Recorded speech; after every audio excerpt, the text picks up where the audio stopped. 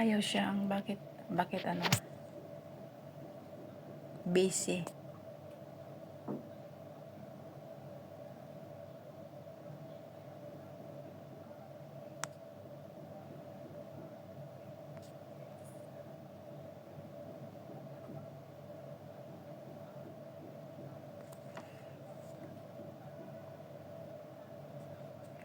So, ulitin natin na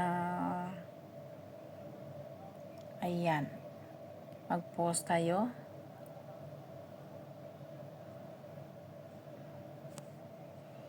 Ayan siya, mayroong lumabas. Saglit, ano yan?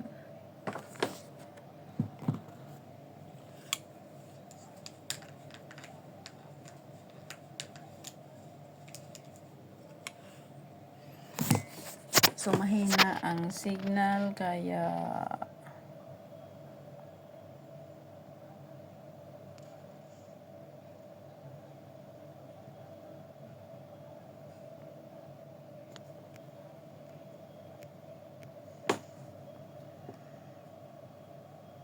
mahina ang signal niya.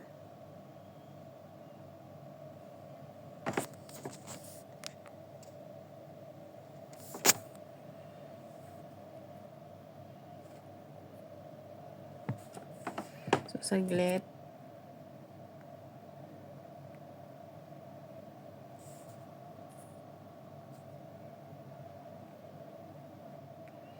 So, mahina ang signal niya, guys.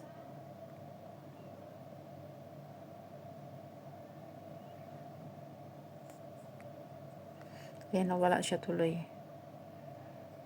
Mahina ang kanyang signal, kaya so ito ako ulit.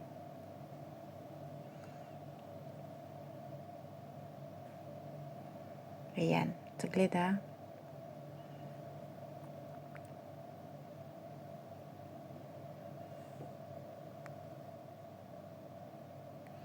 Ayaw siya eh.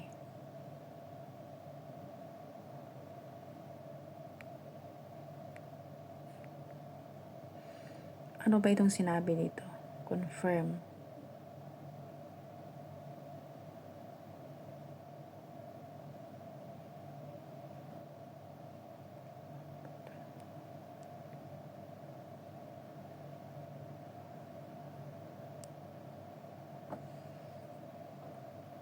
Refresh.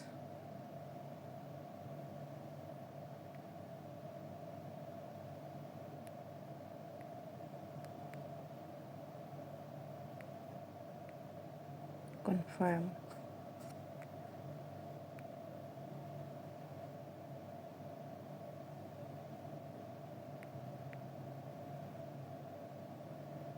Bakit ano ito?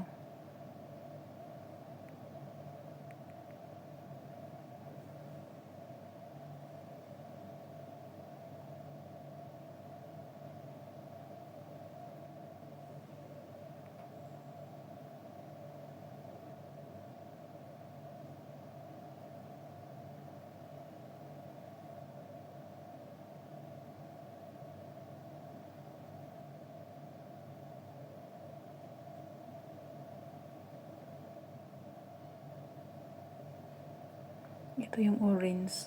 Yan. Ano kasi eh. Refresh.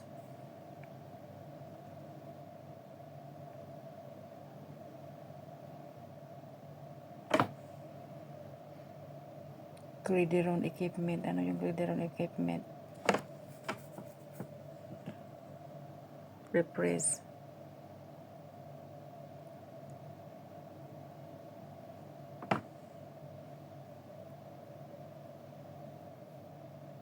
Ayan. Confirm. Unable to verify. Ano yung strengths? Tingnan nga, ito nga, dalawa.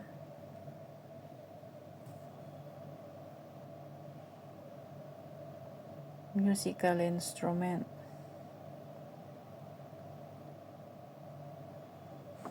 Refresh na nga. Wala na akong time dito.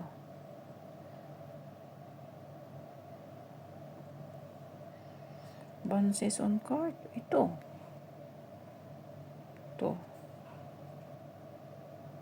Verification is complete. Ayan na guys, complete na tayo. So ayan, pwede na tayong mag-upload.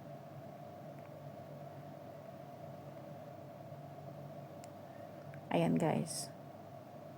So ito, nakita nyo ha.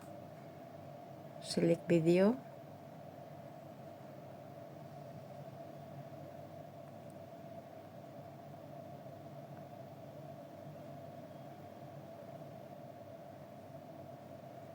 So, ito ang i-upload ko. Okay? Uploading po siya. Saglit. So, kagaya noon, nakapag-upload ako dito sa link na ito. Kung nasubaybayan ninyo noon, yun. So, okay? Ang sinishare ko lang dito sa channel ko ay buong katotohanan lamang po. Kung maniniwala kayo, ma-save kayo sa malawakang scam under sa name ni Prince Hamdan Fazab Dubai. So, okay? Dahil last na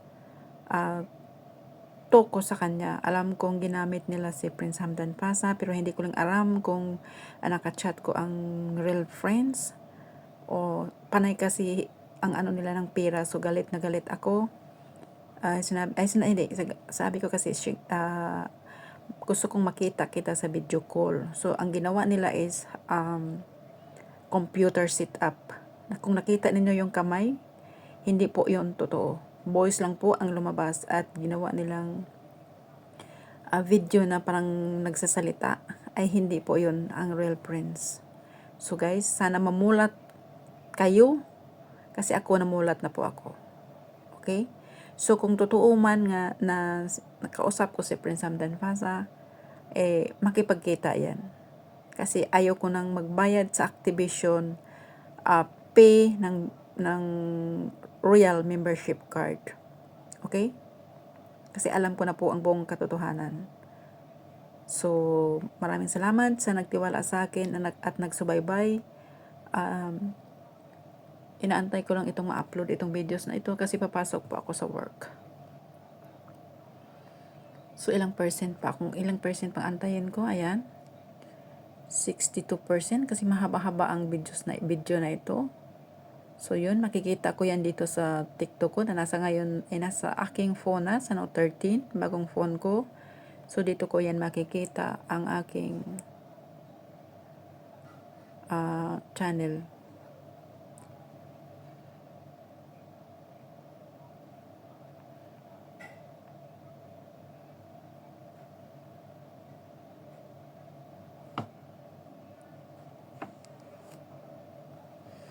So, saglit lang po. Malapit na. Wait a while.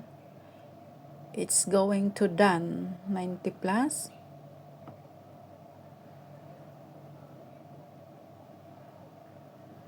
Ayan, malapit na po na mag-upload, ma-download yung ating videos.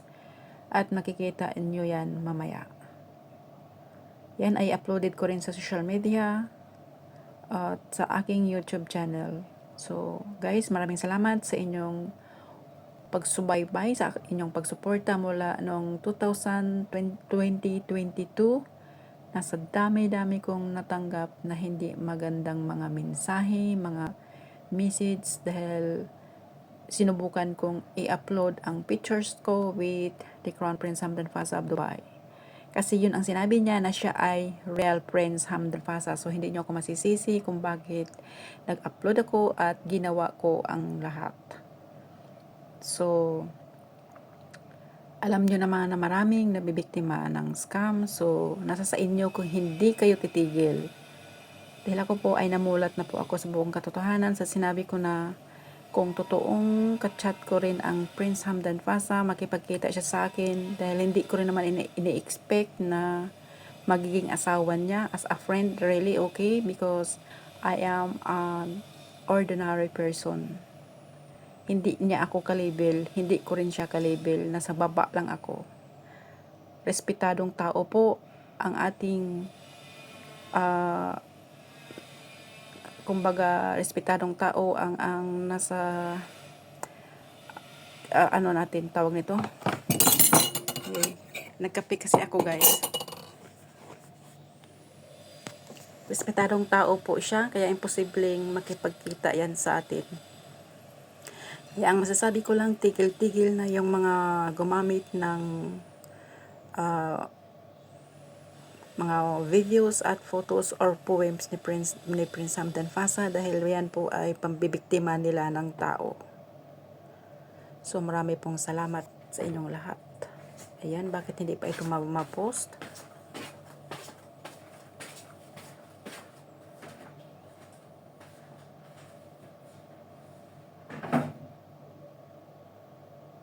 %100% na siya, pero bakit hindi pa siya napopost?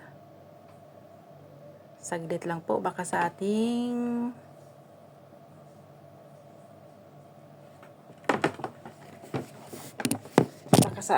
signal.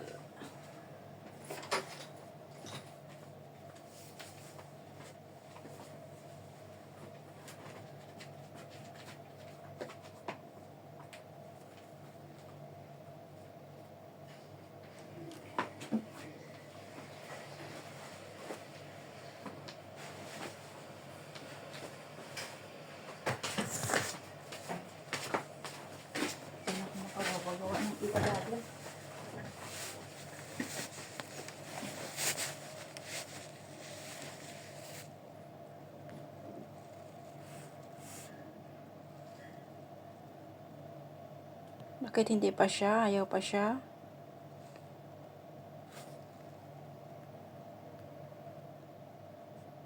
Ay, ito na pala, post. Hindi ko lang nakita.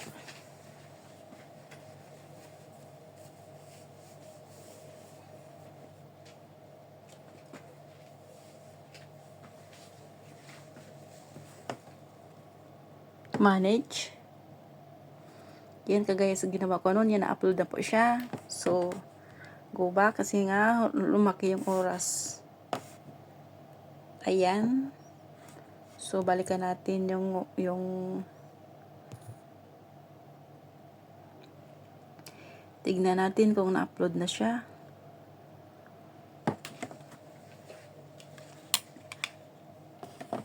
Ayan na, na-upload na siya. Ayan na siya. Ayan na, na-upload na siya. So, ito yung channel ko at meron akong ipapakita sa inyo. Ito. Ayan siya. Siya yung kausap ko sa TikTok. Mula noon, ngayon hindi na kami nag-chat kasi siguro busy siya. At ito yung yan yung FBI. Yan, tignan nyo yan. Sinishare ko yan sa inyo. Yan. Hindi ito nanggagaling sa akin, kundi nanggagaling sa Fast3 TikTok account na yan. Ayan. Kita nyo? Siya po ang FBI ay ayon sa aking nakikita dito. So, marami pong salamat sa inyong pagsubaybay sa aking YouTube channel at ito siya. Ito siya noon. Oops. Baka maano tayo, copyright tayo. Ayan. So, ito yung kausap ko sa TikTok mula noon. Pero ngayon hindi na kami nagchat-chat kasi busy siguro, hindi ko alam. So, nakita nyo dyan, dito. Nawala na po yung 3 account. Ay no, nung 2 pala. Ayan. Nawala na yung 2 account. Tinanggal.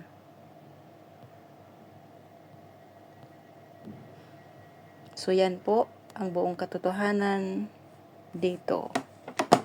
So, nawala na yung 2, tinanggal. Baka yun ang gumamit ng pangalan ng prinsipe at nanghihingi ng pera. So, siguro galit na yung totoong Prince Hamdan Pasa. Hindi ko alam. Okay? So, good morning guys and have a nice day. Balikan natin ang aking YouTube channel. Kung saan pinindot ko yung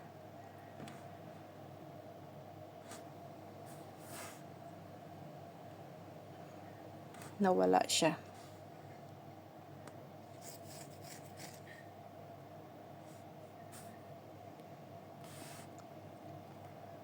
Ayan, dito ko siya pinindot. Ayan.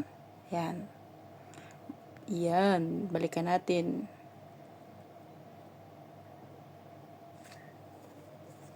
Ayan siya. Ayan siya.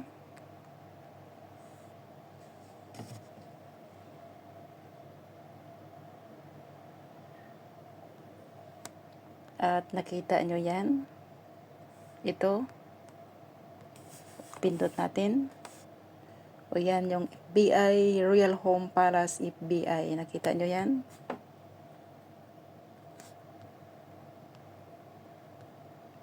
So, sinishare ko ulit para malaman ninyo. Ito ay posted ng Pastry TikTok account. So, yan. So, binabalik ko lang. At ito ako sa taas. Yan ako. Ito yung latest upload ko na videos. Okay. So, balikan natin ulit. Sa Dubai, UAE. Prince Hamdan 38. Past 3. Okay. So, go back sa aking YouTube channel. Tignan natin yung pinindot ko.